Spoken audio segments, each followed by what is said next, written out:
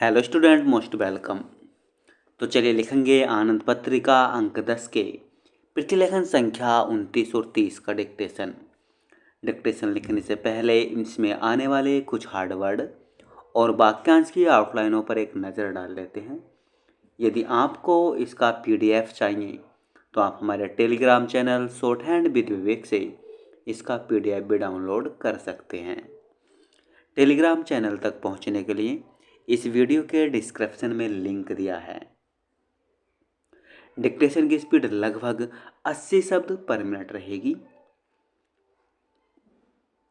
तो चलिए dictation start करते हैं 5 सेकंड बाद।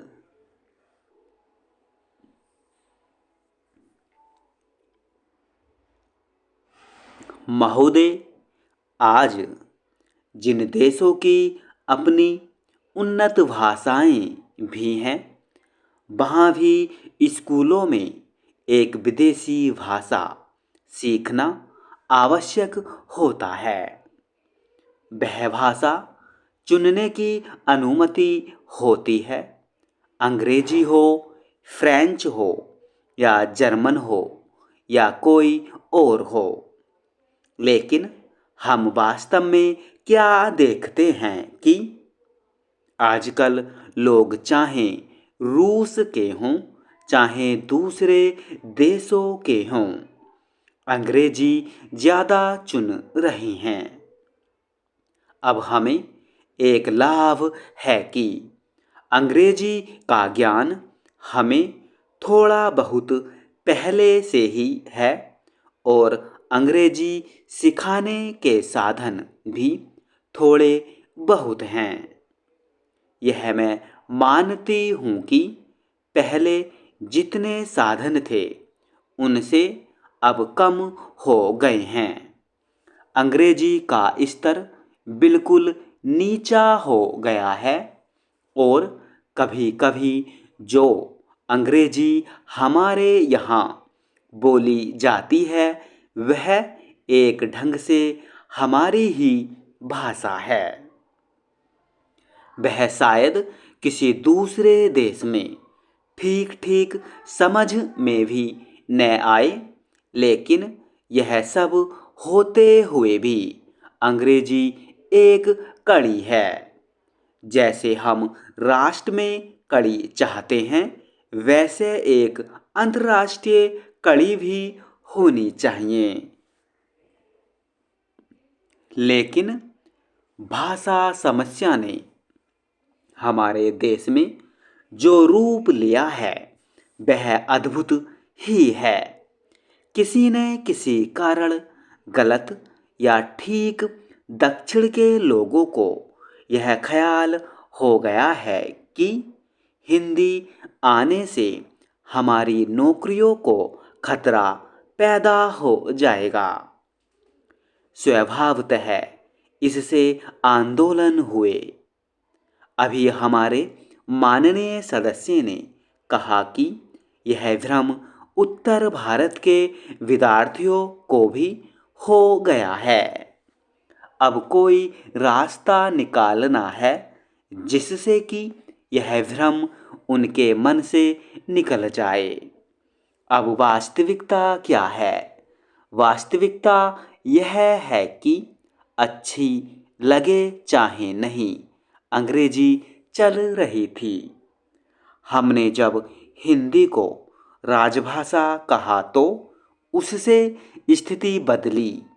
अब जो हम यह संशोधन विधेयक ला रहे हैं, इससे हिंदी राजभाषा बनी रहेगी।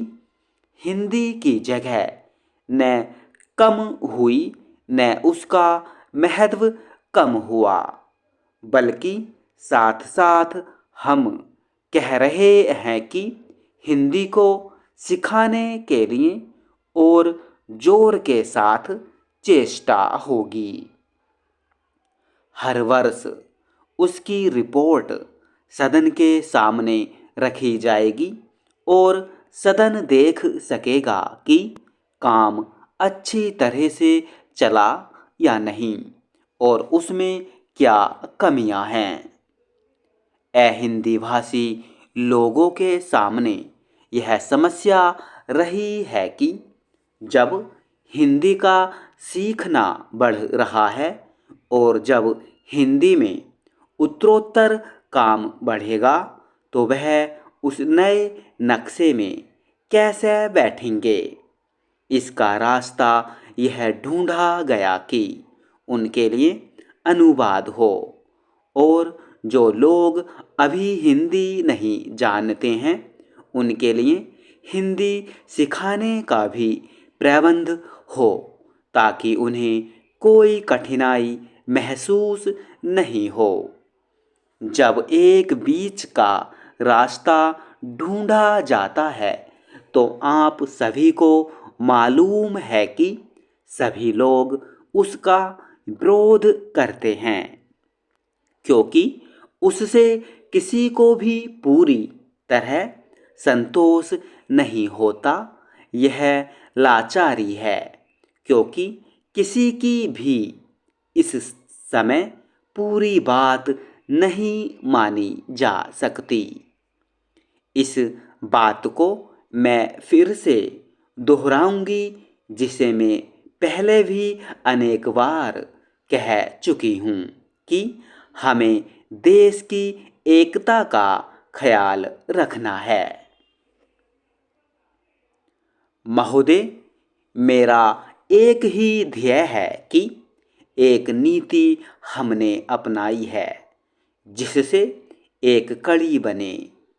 इस देश में कुछ ऐसे दल हैं, हमारे इस सदन में भी हैं, जो ऐसी कड़ी नहीं चाहते हैं, जो कहते हैं कि सब भाषाओं को चलने दें।